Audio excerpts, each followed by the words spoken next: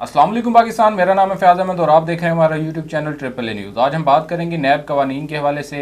पाकिस्तान मुस्लिम league नून, Pakistan peoples party और PTI की government जो 18वीं तरमीम के ऊपर इनके जो मामलात चल रहे हैं, जो डिस्कशन आपस में चल रही है, उस हवाले से काफ लीग का भी एक इशू है, उस हवाले से बात करेंगे। लेकिन इस सबसे पहले आप तमाम दोस्तों से रिक्वेस्ट है कि जिन दोस्तों ने अभी तक हमारा यूट्यूब चैनल सब्सक्राइब नहीं किया वो हमारे चैनल को सब्सक्राइब करें और साथ ही नीचे दिए गए बेल आइकन को प्रेस कर दें ताकि हमारी हर नई आने वाली वीडियो आप तक बआसानी पहुंच सके। पाकिस्तान मुस्लिम लीग नून से शुरू करता हूँ। आजकल जिस तरह से चीज़ें चल रही हैं, जो मामला चल रहे हैं, उस हवाले से ऐसे लग रहा है जैसे मियाँ शहबाज शरीफ साहब नैब पेशी के बाद लग ऐसे रहा है कि जैसे एनआरओ की डिमांड की जा रही है मुस्लिम लीग नून की जानिब से।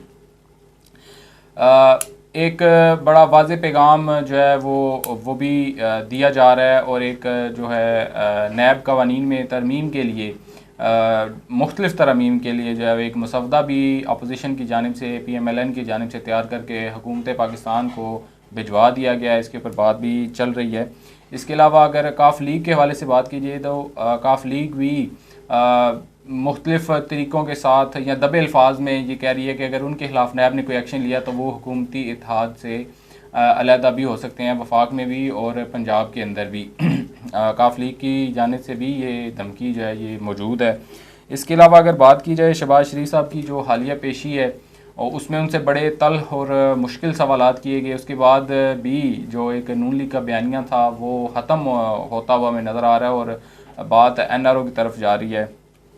पाकिस्तान मुस्लिम लीग नून और पीपल्स पार्टी की क़यादत में राब्ता हुआ और मियाँ शहबाज शरीफ साहब की जानिब से ये वाज़ेह पैगाम दिया गया पीपल्स पार्टी को, आसिफ जरदारी साहब को, कि वो 18वीं तरमीम के मामले के ऊपर डटे रहें। मियाँ शहबाज शरीफ साहब उनके साथ खड़े हैं, लेकिन ये साथ उस वक्त तक है जब तक मुस्लिम लीग नून की जो क़यादत है, जो शरीफ फैमिली है, उसको मुकम्मल तौर पर कोई डील या कोई NRO जो है वो नहीं दिया जाता। ये उस वक्त तक का साथ है, लेकिन बज़ाहिर वो इस वक्त पीपल्स पार्टी के साथ खड़े हैं और वो 18वीं तरमीम के हक़ में जो है वो खड़े हैं। इससे पहले अगर देखा जाए तो आर्मी एक्ट के मामले पर भी मुस्लिम लीग नून के अंदर जो है वो दो ग्रुप्स थे।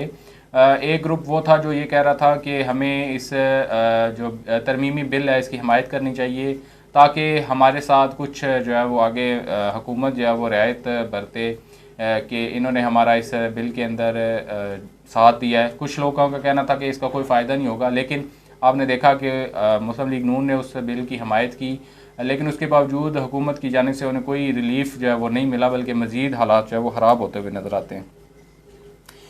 इसके अलावा अब शहबाज शरीफ साहब सामने वाज़ेह नज़र आ रहा है कि वो इसके ऊपर 18वीं तरमीम के ऊपर डील की डिमांड करेंगे कि उन्हें डील दी जाए और उन्हें किसी न किसी तरीके से उनकी फैमिली को और उन्हें ये केसेस सारे ख़त्म किए जाएँ और उन्हें मुल्क से बाहर जाने की इजाज़त दी जाए। मरीम नवाज़ साहिबा जब भी बोलती हैं, नवाज़ शरीफ साहब का बयानिया जब भी सामने आता है तो वो खुद कैमरे को सामने नहीं आते, ना वो खुद बोलते हैं, बल्कि उनके जो आजकल अगर देखा जाए मुस्लिम लीग नून के जो स्पोक्स पर्सन हैं मियाँ नवाज़ शरीफ साहब और मियाँ मरीम नवाज़ साहिबा के हवाले से, तो वो शायद हकान अब्बासी बोलते हैं। तो उन्होंने जब हाई कोर्ट के बाहर पेशी के बाद जब टॉक की मीडिया से, तो उस मीडिया टॉक में उन्होंने कहा कि हमारी तरफ से नैब कवानीन में तरमीम के हवाले से एक मसवदा जो है वो हुकूमत की जानिब भिजवा दिया गया है, अब हुकूमत उसके ऊपर देखे। तो ये बातें, ये चीज़ें ये वाज़ेह करती हैं कि हुकूमत जो है वो मुस्लिम लीग नून जो है वो अब किसी न किसी तरीके से NRO चाह रही है और किसी न किसी तरीके से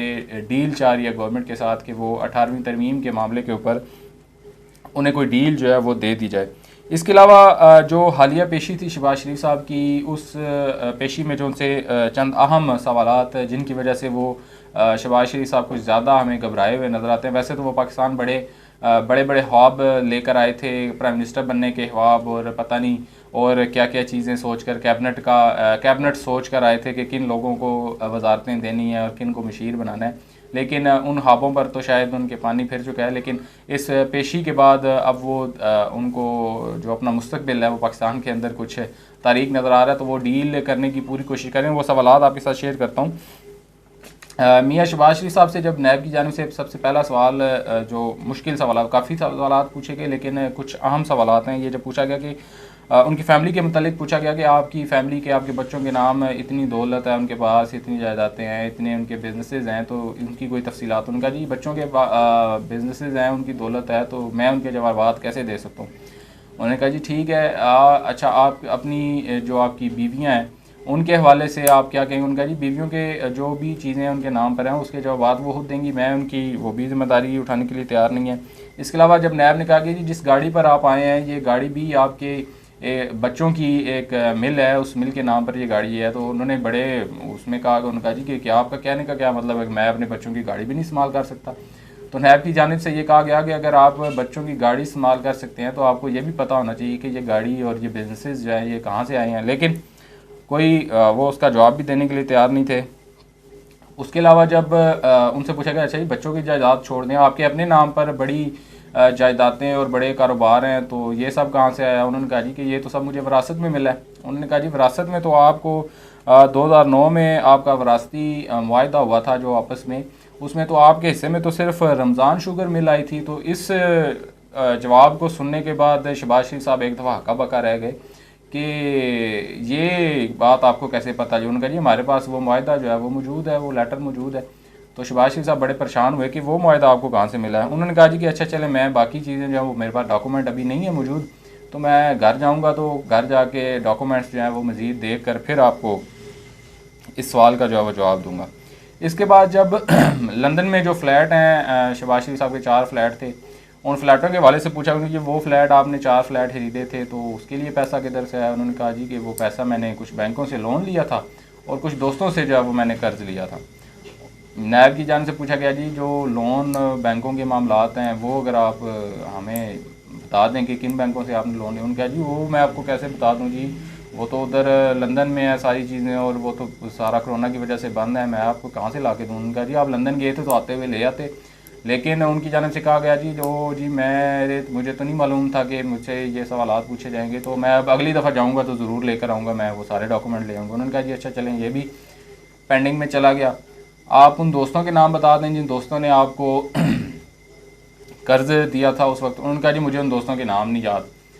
अजीब बात है कि करोड़ों अरबों रुपया जिन दोस्तों ने मियाँ शहबाज शरीफ साहब को कर्ज दिया उन दोस्तों के नाम मियाँ साहब भूल गए हैं।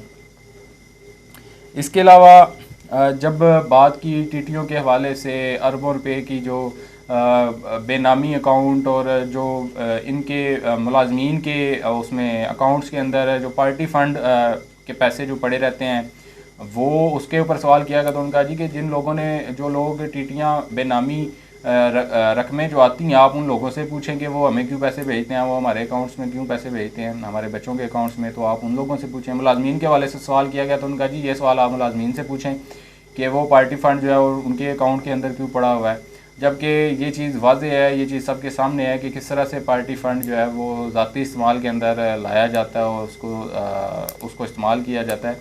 लेकिन इसमें से किसी भी सवाल का जवाब जो है वो मियाँ साहब नहीं दे सके सही तरीके से। तकरीबन उन्होंने टाल मटोल से ही पूरी तमाम सवालात को जो है वो जवाब दिया। ये सारी सूरत हाल थी। इन सवालात को देखते हुए अब मियाँ शहबाज शरीफ साहब ये समझ चुके हैं कि जो हुकूमती गिरफ्त है, जो नैब की गिरफ्त है वो उनकी तरफ बहुत ज़्यादा टाइट हो रही है। अब हालात ये है, एक तरफ काफ लीग जो है वो भी हाई कोर्ट में चली गई है नैब के ख़िलाफ़ के अगर उनके ख़िलाफ़ बहुत पुराने केसेस हैं, 2017 में ये केसेस बंद हो चुके हैं, इन केसेस की कोई अब वक़्त नहीं है, तो वो हाई कोर्ट में जा रहे हैं। हुकूमती इत्तेहादी जो हैं वो भी नैब के ख़िलाफ़ खड़े हो गए हैं। अपोजिशन जो है वो पहले से ही एक मसवदा तैयार करके तरमीम के लिए हुकूमत को भिजवा चुकी है।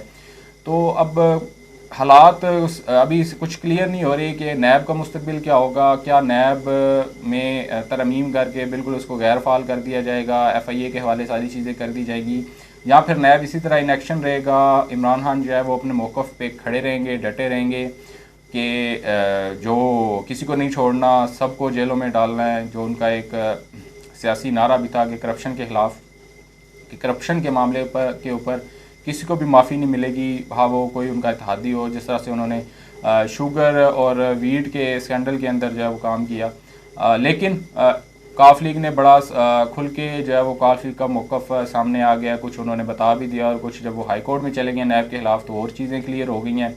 इसी तरह अपोजिशन पीपल्स पार्टी और जो नून लीग है, ये 18वीं तरमीम का मामला अगर आगे हुकूमत बढ़ाने की कोशिश करती है तो इस मामले के ऊपर वो भी हुकूमत को ब्लैकमेल करेंगे मुकम्मल तौर पर, और किसी ना किसी तरीके से वो भी, आसिफ जरदारी साहब भी अपनी क्लीन चिट अपने लिए मांगेंगे, और शहबाज शरीफ साहब भी अपने पूरे ख़ानदान के लिए क्लीन चिट मांगेंगे, और किसी न किसी तरीके से मुल्क से बाहर जाने की पूरी कोशिश करेंगे। लेकिन अगले चंद रोज़ में या चंद हफ्तों में नैब का जो मुस्तकबिल है वो शायद सामने आ जाए कि नैब का मुस्तकबिल क्या होगा। क्या नैब इसी तरह फ़ाल रहेगा या इसको बिल्कुल तरमीम के बाद गैर फ़ाल कर दिया जाएगा।